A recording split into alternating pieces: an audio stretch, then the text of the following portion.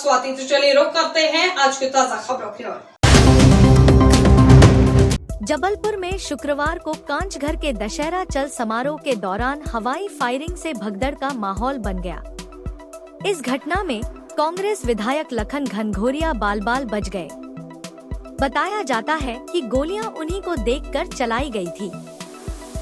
समारोह में भाजपा और कांग्रेस नेताओं के मंच एक दूसरे के पास लगे हुए थे और दोनों पक्षों से कार्यक्रम का संचालन हो रहा था।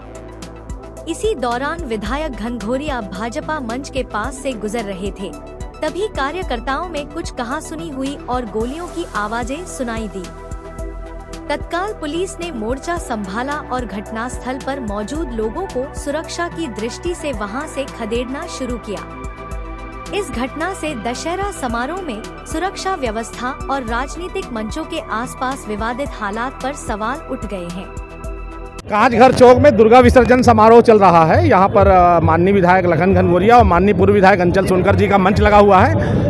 जब जोश आता है लोगों को धर्म के उसमें तो थोड़ा सा तनातनी हो जाती है। फिर बीच में पुलिस आ गई और बहुत शांतिपूर्ण और सद्भाव ढंग से यहाँ पर पूरा जो विसर्जन जुलूस है वो संपन्न हो गया है और दोनों के बीच बड़ा आपसी संवाद हुआ है और दोनों एक दुर्गा पूजा को एक मानते हुए, अपने धर्म को एक मानते हुए और इसको एक समन्वय की भांति मनाते हुए दोनों के कार्यकर्ताओं ने जय राम का नारा बोलते हुए इस पूरे जो विवाद को है उसको पटाक्षेप किया। जबलपुर में शुक्रवार को कांचघर के दशहरा चल समारोह के दौरान हवाई फायरिंग से भगदड़ का माहौल बन गया। इस घटना में कांग्रेस विधायक लखन घनघोरिया बाल बाल बच गए। बताया जाता है कि गोलियां उन्हीं को देखकर चलाई गई थी। समारोह में भाजपा और कांग्रेस नेताओं के मंच एक दूसरे के पास लगे हुए थे और दोनों पक्षों से कार्यक्रम का संचालन हो रहा था। इसी दौरान विधायक घनघोरिया भाजपा मंच के पास से गुजर रहे थे, तभी कार्यकर्ताओं में कुछ कहासुनी हुई और गोलियों की आवाजें सुनाई दी। तत्काल पुलिस ने मोर्चा संभाला और घटनास्थल पर मौजूद लोगों को सुरक्षा की दृष्टि से वहां से खदेड़ना शुरू किया। इस घटना से दशहरा समारोह में सुरक्षा व्यवस्था और राजनीतिक मंचों के आसपास विवादित हालात पर सवाल उठ गए हैं। देखिए, अभी न्यूज़पेपर से पता चला कि कोल्ड ड्रिप सिरप छिंदवाड़ा में हमसे जो जाती है उसमें कुछ बच्चों की नागपुर में एक्सपायरी हो गए, जिसकी वजह से पेपर में हमको भी जानकारी मिली और आज हमारे पास औषधि जैन साहब आए हुए थे। उन्होंने हमसे जो हमारे पास स्टॉक है उसमें 50 बोतल हमारे पास छोड़ दिए, 16 बोतल सैंपल के लिए ले गए हैं। हमारे पास पूरी कंपनी से 60 बोतल आई थी, 16 बोतल ये ले गए, 50 बोतल हमारे पास सीज कर दी है। ये कौन सा कफ सिरप का नाम है? Cold drip syrup Sresan company बनाती है चेन्नई में। ये छिंदवाड़ा में आप लोग कहाँ आपने? केवल छिंदवाड़ा में 3 पार्टियों को माल जाता है। आयुष फार्मा, न्यू अपना pharma, Jain medical and general traders. नाम बताइए आपका? राजपाल कटारिया। कैंट थानांतर्गत हेलटगंज सदर में रहने वाले आकाश मलिक से पुरानी बुराई को लेकर क्षेत्र के बदमाश नीलेश मलिक के द्वारा साथियों के साथ मिलकर आज शुक्रवार सुबह 6 बजे और 11 बजे के करीब चाकू से लैश होकर घर में घुसकर आकाश मलिक और उसके परिवार को जान से मारने की धमकियां दी गई। जहां इस दौरान आकाश मालिक के घर के आसपास रहने वाले रिश्तेदारों को भी डराया धमकाया गया, जहां पूरी वारदात सीसीटीवी में कैद हो गई। जहां पीड़ित आकाश और उसके परिवार ने कैंट थाने में शिकायत दर्ज करवाते हुए बताया कि पूर्व में भी नीलेश के विरुद्ध शिकायत दी गई थी, जिसकी रंजिश के चलते नीलेश अपने साथियों के साथ मिलकर लगातार धमकियां दे रहा है। वहीं आकाश मलिक ने कार्रवाई किए जाने की मांग की है। जी बताएं जो आज हम यहाँ पे कैंट थाने पर आए हैं और हम जिस जगह पर रहते हैं उस जगह पर एक घटना कुछ दिन पूर्व ऐसी हुई थी जिसकी शिकायत मैंने जो है 11/6/2025 को हुई थी, जिसकी शिकायत मैंने लिखित शिकायत माननीय थाना प्रभारी जी कैंट को दिया था, क्योंकि हमको आवेश में आकर संविधान का हमको ध्यान रखना है। आवेश में आकर कानून को अपने हाथ में नहीं लेना, इसलिए हमने लीगली तौर पर एक लिखित शिकायत थाना प्रभारी जी को दिया था। उसी संबंध में जिस बदमाश के खिलाफ हमने जो आतंक अपराधी नीलेश उर्फ बच्चा है, आतंक अपराधी है, उसके खिलाफ हमने जो शिकायत दिया था, उसी से चिढ़कर उसने हमारे प्रति हमारे खिलाफ कल कुछ गुंडों को लेके, जो उनके गुर्गे हैं, जित्तू नाहर करके एक लड़का है, जित्तू करके बोलते हैं उसको, भांग तलैया में रहता है, जित्तू मेहतर बोलते हैं, और उसका नाम ऐसा है क्योंकि मुझे मजबूरी में ऐसा बोलना पड़ रहा है। तो ये जो लड़का है ये आदतन अपराधी है, नीलेश मलिक। इसके साथ जो लड़का आया था भांग तलैया का आदतन अपराधी है, कईयों बार जेल जा चुका है, और यहाँ के लकी तामिया और कुणाल करोशिया और ऐसे कुछ और ऐसे कुछ निगम का भाई है, पोटू घर के योगेश पारस, ऐसे लड़के हैं जो लगातार चाकू लेके मेरे घर के अंदर बार बार घुस रहे हैं, मुझे जान से मारने की धमकी दे रहे हैं। मैंने एक बार पुनः समझदारी का परिचय देते हुए, कानून को अपने हाथ में ना लेते हुए, और क्योंकि कल सभी लोग विजयदशमी के उपलक्ष्य पर थके थे, सारा शासन प्रशासन, पुलिस प्रशासन, एसडीएम साहब, तो हमको उनके खिलाफ हमने इसमें आवेदन में कुछ नहीं लिखा है, बस उनसे हम ये शांतिपूर्ण एक शिकायत पत्र उनको यहाँ कैंट थाने देने आए हैं। हमने दे दिया है, सक्षम अधिकारी यहाँ पर एक लक्ष्मी मैडम है, उनकी ड्यूटी है, उनको हमने दे दिया है, और हम कठोर से कठोर कार्रवाई की मांग चाहते हैं। हमारे यहाँ पर जो विधवा महिलाएं भी हैं, उनको भी बुरी तरह से अनैतिकता की गाली देकर, और मैं शब्दों में बयान नहीं कर सकता हूँ, वो वीडियो मैं सौंपूंगा थाना प्रभारी जी को, उनको भी जान से मारने की धमकी दी गई है। और मेरे या मेरे परिवार के साथ, मेरे भाई के साथ, या मेरे मोहल्ले में हमारा समाज एक परिवार है। मजबूत हो जाए आपको लेकर महिलाएं जी बताएं क्या हुआ था और कब की बात है? जी सुबह 4 बजे के बाद से ये गाली गलौज कर रहा, खूब दरवाजे में लात पटक रहा, आकाश ऐसा है वैसा है, और भी मोहल्ले वालों में मतलब जा के लात मार मार के गाली गलौज कर रहा, और कह रहा कि जान से मार दूंगा, चक्कू ले लेके सबको, और भी लोगों को घर में गया, 2 लड़कों को भी लेके आया। किस वजह से कर रहा है ये? और बहुत गंदी किस वजह से कर रहा है?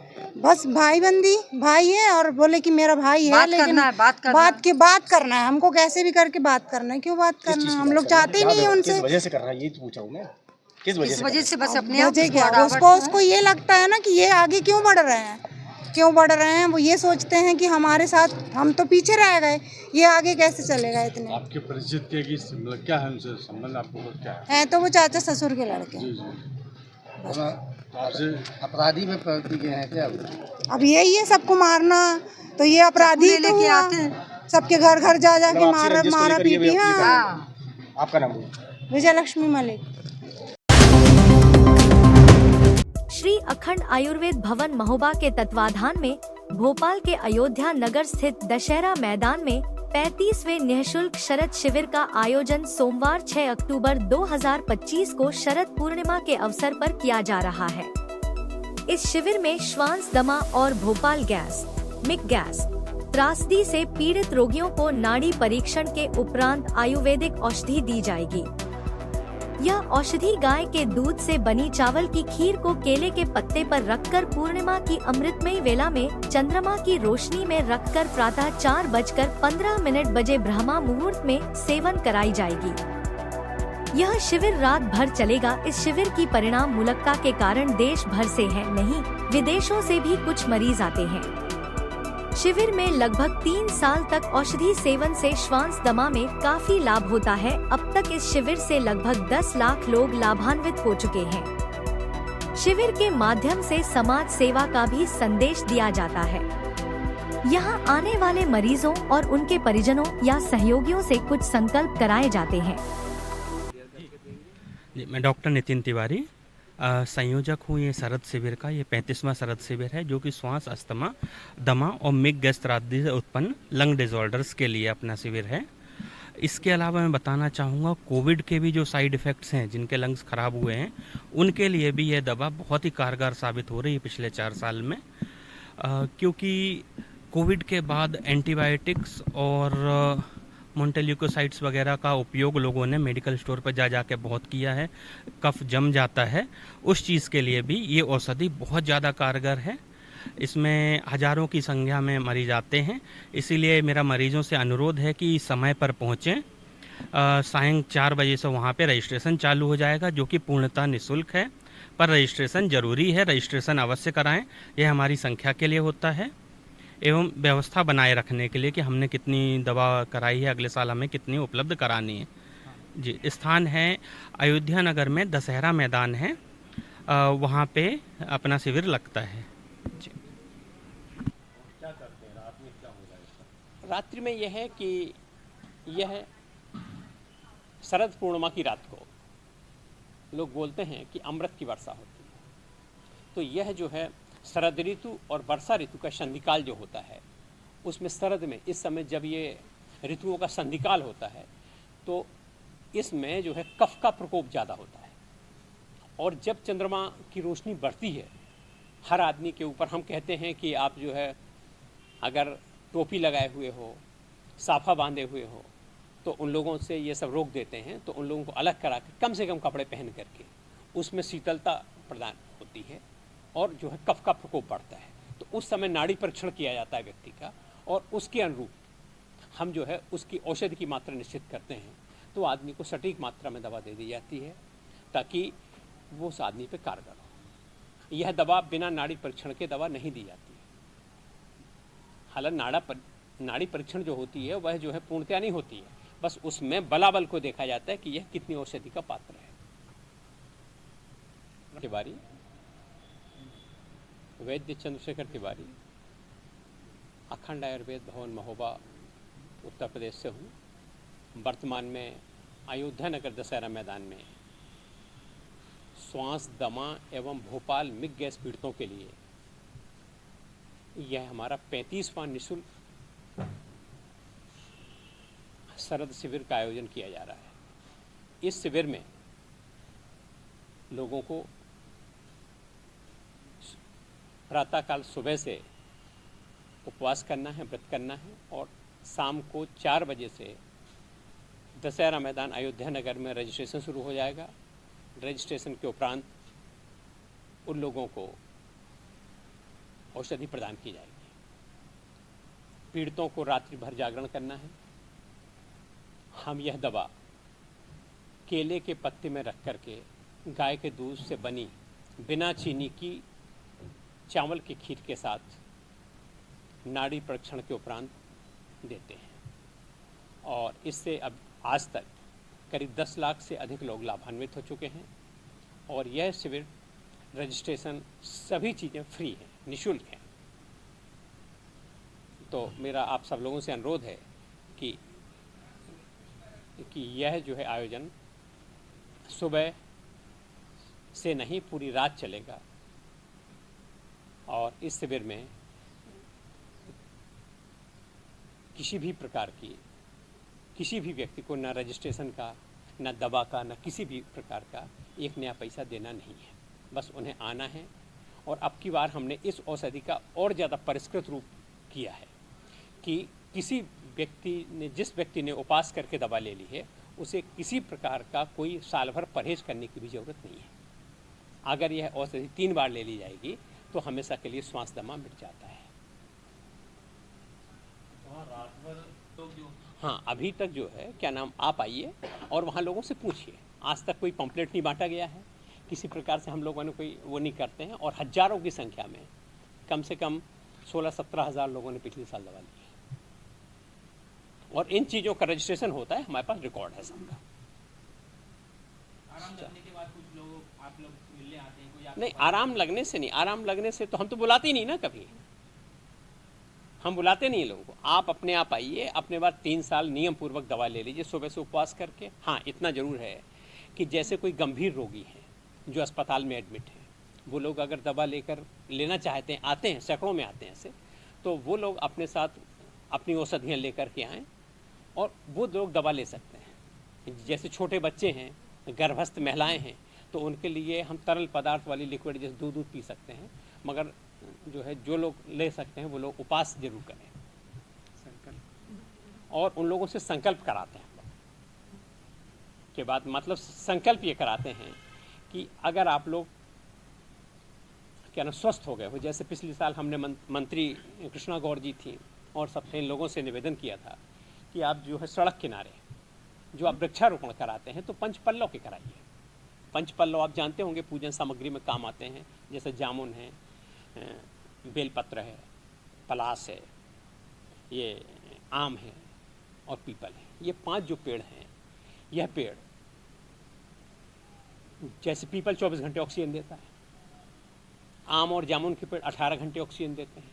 ये पेड़ जो ज़्यादा मतलब वातावरण को शुद्ध करें, तो ऐसे जो है पेड़ों को आप लगवाइए, ना कि ये बोगेनवेलिया या तमाम प्रकार के सप्तपर्णी जैसे जो आप पेड़ लगा रहे हैं सड़क किनारे। बढ़ तो जाते हैं एकदम से गुलमोहर के, मगर इस समय बैक्टीरिया और इन्फेक्शंस पैदा हो गए। तो उन लोगों से निवेदन किया था कि ऐसे पेड़ लगाएं ताकि वातावरण शुद्ध हो। यह भी खोज मैंने इसलिए की कि जब हमने 35 साल पहले इसका आने का कारण था, जब यहाँ भोपाल गैस कांड हुआ, तो आप लोग भी जाकर के देख सकते हैं। खैर अब तो वहाँ से क्या नाम यूनियन कार्बाइड के पास से कचरा भी हट गया पिछले साल। वहाँ आसपास जहाँ पर पीपल के पेड़ थे उस समय, तो वहाँ पर डेथ कम हुई। मतलब जैसे किसी के घर के पास पीपल का पेड़ था या नीम का पेड़ था, तो वहाँ डेथ कम हुई है। और बाकी जगह जबकि स्टेशन पर प्लेटफार्मों पर लोगों की भीड़ मतलब गिरी पड़ी थी। तो ये सारी चीज़ें जब हमने खोज किया गया, तो मेरा निवेदन ये है कि इससे वातावरण शुद्ध होगा। एक तो हम पंचपल्लव के पेड़ लगाने, और उनका जो लोग ठीक हो गए हैं उन लोगों से निवेदन करते हैं, या उनके कार्यकर्ता जो उनके साथ आते हैं अटेंडेंट, कि आप 5 पेड़ लगाएं और उनका कम से कम 5 साल तक संरक्षण भी करें ताकि वो पेड़ सूखें। दूसरा इसका कारण है होता है, माइक स्टेज वगैरह बनता है, उस पर 8 बजे से कार्यक्रम शुरू होता है। मतलब 4 बजे से रजिस्ट्रेशन होता है, दवा बांटने का कार्यक्रम 8, साढ़े 8, 9 बजे से शुरू होता है, जो रात भर चलता है। लोग लाइन में लगते हैं रजिस्ट्रेशन कराने वाले।